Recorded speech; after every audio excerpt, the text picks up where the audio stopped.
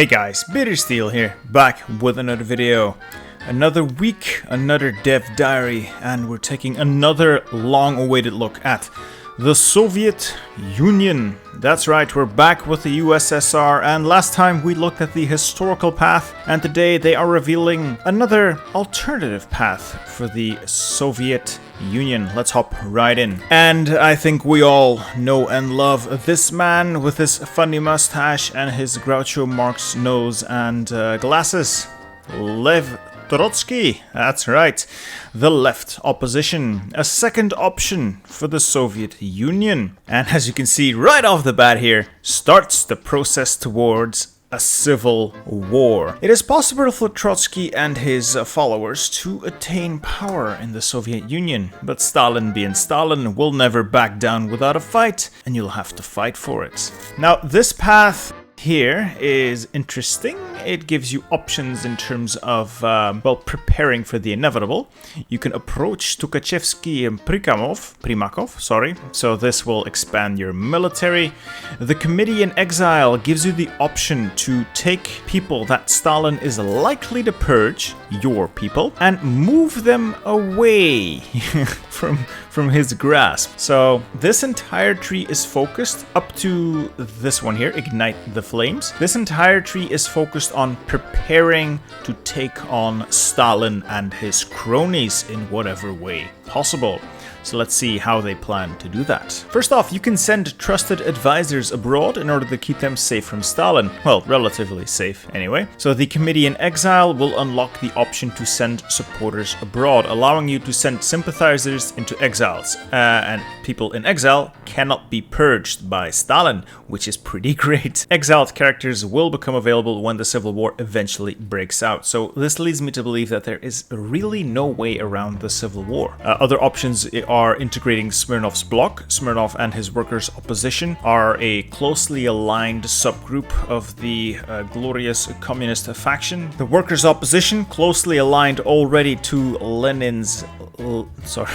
Trotsky's left wing. They can be valuable assistance. You will be liberating some political advisors from prison and sending them into exile instead, leading them to not be shot in the back of the head by Stalin. Pretty good. Also add some support in states, which means we are looking at a Spanish Civil War mechanic. Of course, military officers can be persuaded to side with you, like this man, Vitaly Primakov. And I've saw in the focus tree also, what's his name again? Tukhachevsky, which, if I remember correctly, is a pretty good field marshal. And there is an option to organize wrecker squads to sabotage the Soviet industry, or rather Stalin's supporters. Not sure what effect this is going to have, or if you actually want to waste political power on this, but we'll have to see and await playtesting to really be sure. Now, one thing to note with all of these things, every focus you take, every decision you take will interact with the paranoia mechanics that we saw in the earlier dev diary. I'll leave a link up there somewhere or down there. You'll find it, it's fine. So Stalin's paranoia is going to be interacting with this. The more you poke the bear, the fiercer he will react. So be warned. Either you ignite the flames via the focus and start the civil war on your terms, or you agitate Stalin enough that his paranoia gets the better of him. Well, rightfully so this time. And he will start the civil war on his terms, locking you out of focuses, locking you out of decisions, and leaving you in a much weaker state than you could be to face the might of the Red Army. Now, of course, it doesn't always have to lead to civil war. For that, we have another option within the communist factions. The right opposition under Bukharin. Yes, once a very close and trusted ally. By this time, he is very much out of favor, but he is not out of options. And again, all of this very nice focus tree leads to you planning to take out Stalin, with Bukharin having the option to, one, wage that same civil war under the same or similar circumstances as Trotsky, but Bukharin is in a very unique position, but we'll talk about that in a minute. So as you can see here by the coup d'etat, the final focus here being shown, you have the option to start a civil war, you bring back your exiled characters just like we saw with Trotsky, but Bukharin will start out a little bit weaker militarily because there will not be as much support for him from the glorious Red Army. It is, after all, Trotsky's Red Army. That man built the glorious war machine of Russia. However, Bukharin has more options to negotiate with foreign powers. Concessions to foreign powers. This gives you, for example, the option to offer Vladivostok to the Japanese, making them more inclined to support you when the war starts. So Bukharin will have the option to, well, how do I put this? Start selling off parts of the Soviet Union in exchange for being able to run what's left of it. It's not exactly a philosophy I support, but it's a cool option that it's there. And of course, all of these things will fiddle with Stalin's paranoia, as you can see. So paranoia is going to be the mainstay of this focus tree as well. Other options, not just selling off your land, include offering resource rights in return for military factories so you can prepare, etc. And some nations might even send you a general or two to help you. Let's hope they're good ones. Now, those two branches we just discussed have some options that are mutual. The new opposition and common focuses. Both sides that we just discussed, the left and the right, will have the option to cooperate against Stalin. Now, this has very, very varying effects. As you can see here, it is the center branch where either Trotsky can wipe out Bukharin's or Bukharin can wipe out Trotsky's supporters if they choose not to, but instead to cooperate against Stalin. Options arise for even more alliances with opposition to Stalin, like Zinoviev. I don't know how to pronounce most of these things. These are staunch anti-Stalinists, some of the earliest opposition to the man, and by cooperating with them, you will get a higher level of popular support. You will get access to more advisors, but you will weaken the Union slightly more as you proceed. How do I show this? Go. Cooperation against Stalin.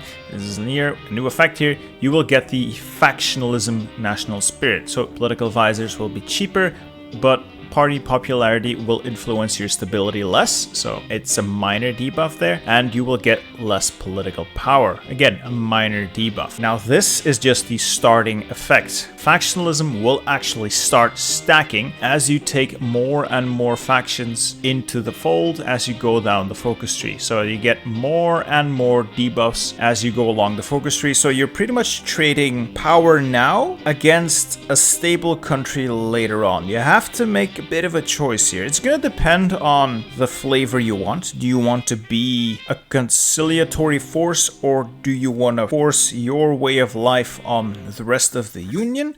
That's one choice. Plus, well, from a gameplay perspective, we'll have to do the math here. What ends up being stronger? Personally, I don't think I would take the cooperation path, but it looks very cool, very historically accurate, and I'll try it out, definitely, but I don't think it's going to be the strongest option. But of course, we'll have to wait playtesting for final numbers, so all this is placeholder. And another very important part of the branch is actually up here. You can sway railway workers, give you some buffs, infiltrate the NKVD, very important. NKVD, very powerful institution within the Soviet Union. And over here, you can either get military support, meaning the army will be there for you in a larger capacity, more soldiers will be at your disposal when you do finally rise up, or you can divert attention towards the military, making Stalin purge more and more of his military, but as a result, fewer of those remaining soldiers will side with you because, well, Stalin's been sending yours to the Gulag. Now, about those Civil War mechanics, they'll be very much like the Spanish Civil War, or so they announce, and a lot of it will work with decisions, but first off, not all of it. It's going to be slightly more simplified because, well, the Soviet Union is so large, and you having to click all those states is going to be overwhelming, so it's been simplified a little bit. First off, you have to set up a headquarters. This will be the capital of your new Soviet Union for the duration of the Civil War. You gotta pick, and you gotta choose wisely. The better the province, the more expensive in terms of PP, obviously. And you're also gonna have to start planning around where you want to expand your support, because you kind of want a single block to form against Stalin, and not just have spread out provinces here and there all over the Soviet Union. That did not go well for the White Army. It's not going to go well for you. You kind of want to be centralized and in a stable, strong position. And as you can see here, this is going to be done by on-map decisions. You select your capital and then you start working on places you want to infiltrate. Now, at the same time, Stalin is going to do the same, except he's going to be purging those very same states and solidifying control over others. Once Stalin has solidified his control there, you cannot infiltrate. Secondly, you cannot infiltrate the central Russian states or Leningrad. Stalin has too tight a grip on those for you to set up any meaningful resistance there. Next option, you have military support. That focus unlocks a number of decisions that will either get you admirals, generals, more army support, and larger slices of the Navy or Air Force at the eventual uprising. Very handy if you don't want to be overpowered, but again, each one of these options is gonna make Stalin more paranoid, so you will be constantly battling Stalin's paranoia, trying to balance a good, strong outcome at the start of the Civil War against the risk of Stalin starting that Civil War early because his paranoia peaked. Not only that, he's also got his own focus tree that he's running, and he will constantly start trying to ensure the loyalty of certain generals and admirals. So if you take too long trying to build up support, Stalin might actually have his boot on many of those generals, locking them out for you. And the Soviet focus tree on Stalin's side also has options for purges, and anyone that you have not sent into exile might end up disappearing in a cold grave in Siberia. So at the end of the day, it's going to be a balancing act. You're trying to avoid too much paranoia and Stalin kicking off the war early, but at the same time, if you delay too long, Stalin is gonna purge extensively. So sooner or later, you are going to start that war. The Union of Soviet Republics against the Soviet Union. Okay, it does look like there's a bit of a factory disparity here, so I hope these numbers are not final, because that's not looking too great there for the Union of Soviet Republics. But all that hard work can pay off, and you can get this handsome devil in charge of your country. Lev Trotsky, permanent revolutionary. He's been given some new traits. They're not great, but there are options to change these later on. Just like with Stalin, you can clean up his act and make him a better leader. But there is more to be talked about, so let's continue. Yes, killing Stalin. Sooner or later, you have to start that civil war, I said. Well, that's not exactly true. If you go down Bukharin's path, the right opposition, you can actually try to remove Stalin. Clandestinely. If you've ever seen the movie The Death of Stalin, I hardly recommend it, it is great. You are essentially setting yourself up for that scenario only 15 years early. What you are planning to do and what you're trying to do is to maneuver one of your people into the position of head of the NKVD before Beria is able to assume the position. Now, with your man in position, you will have a window of opportunity to try and eliminate Stalin and then maneuver your successor into position. If the attempt fails, paranoia is going to skyrocket, rightfully so, and that might in turn lead to that civil war we were trying to avoid in the first place. So it pays to be prepared. Now, of course, you are going to fight that civil war or take down Stalin. Then what? Well, if you do it as one of the two communist branches, you can still do pretty much anything Stalin could do, except for the focuses locked behind his specific center focus, and not all, but most of the industrial and military focuses, and most of the foreign policy focuses. But there are more focuses that you can do now as left opposition. The bottom half of their tree looks a bit like this, and I have to say I see some good stuff in there. The end of the imperialist era will see you take on, I suppose, the colonizers, the system of decentralization, all power to the Soviets. All this is meant to decentralize the Soviet Union more and more away from the concept of a figurehead and into a more of a governing body taking charge instead of just one man. And of course, the permanent revolution, that is the hallmark of Trotskyism. He will spread the revolution outwards and it will never end. He will go on the offensive. This path will carry all the good war goals, I think. I like that you can organize fifth columnists in enemy European neighbors. And a fun little addition to the permanent revolution, this is where Trotsky picks up or improves his traits. I mean, they're not Stalin level of Chad, but hey, it's a pretty cool thing to add, though I don't know why he would take longer to justify a war goal, considering of the two of them, this guy wanted to take the revolution to Europe.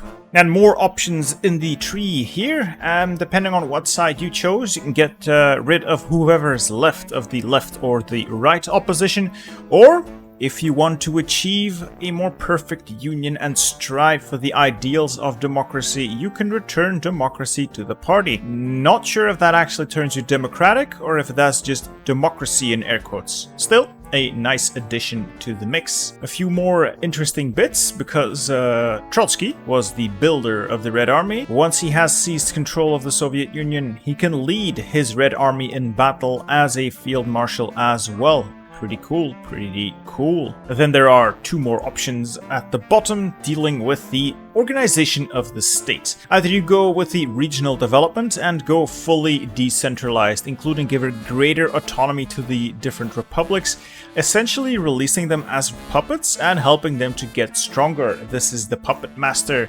leading towards the International Union of Soviet Republics. Now, these icons better be placeholder because I don't want no fat Buddha staring at me. And then on the other end of the spectrum, you can work towards giving the Supreme Soviet increased power, basically removing the need for a figurehead. So instead of a man like Trotsky leading the country, it will be a governmental body, the Supreme Soviet, who is in charge. And they got some pretty decent traits. 10% stability is nothing to sniff at, and that daily compliance gain is, oh my god, that is gonna be so good if you go on the offensive and gobble up your neighbors. And of course, the right opposition under Bukharin has options as well.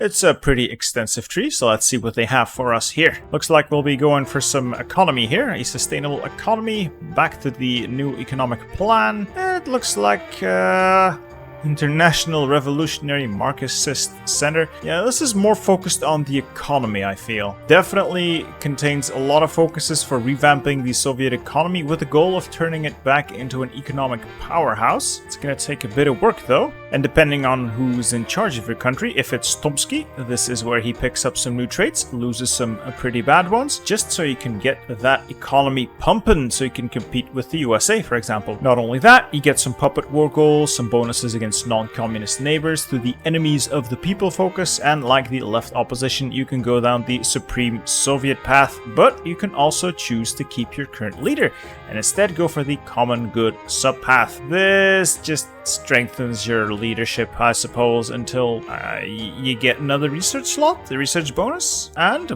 fewer recruitable pop. Well, that sucks. So your trait stability for war support, get a research slot, and you lose a 3% recruitable population. That's not that terrible, but I don't think this is very strong for a final focus. Now let's look at the various different leaders this can lead into. That's a nice pair of Trotskys we've got there. The permanent revolutionary, the triumphant revolutionary. We've got Ivan Smirnov here, who's got some decent traits. But that stability is pretty bad. Ooh, extra spies though. Two Bukharins, the defender of the peasantry and the hero of the peasantry, so these are just upgraded versions of each other. Alexei Rykov, organizer of labor and defense, not bad, though I don't like the research speed here. Kamenev, good stability, that's nice. Zinoviev, a born agitator, some good stuff. I don't like the stability once again, and compliance growth speed is pretty bad. And the Supreme Soviet, I think this is going to be a very powerful path, even if you don't get glorious Trotsky in charge. Anyway, this is the end of this dev diary, and we end up with a very thick and juicy Soviet focus tree. And this is just the communist part of it. You see on the right here, there's another arrow where my mouse cursor is. That's mutually exclusive, and that goes all the way off the screen. There's more alt history on that side, so I am very much looking forward to see what's under there. I hope it's a monarchist path and a couple of extras thrown in, so if you guys have any idea what these mean, these 3 pictures, let me know in the comments. I am curious. I am very curious. Anyway, that's enough for today's dev diary. I hope you've enjoyed the video. If you liked it, leave a like, consider subscribing, and if you want to support what I do and help out the channel, consider checking out the YouTube membership. It's down there, the join button next to the subscribe button. It will take you to the membership page. It has all the information you need. I have been Bitter Steel. I'll see you in the next one. Goodbye.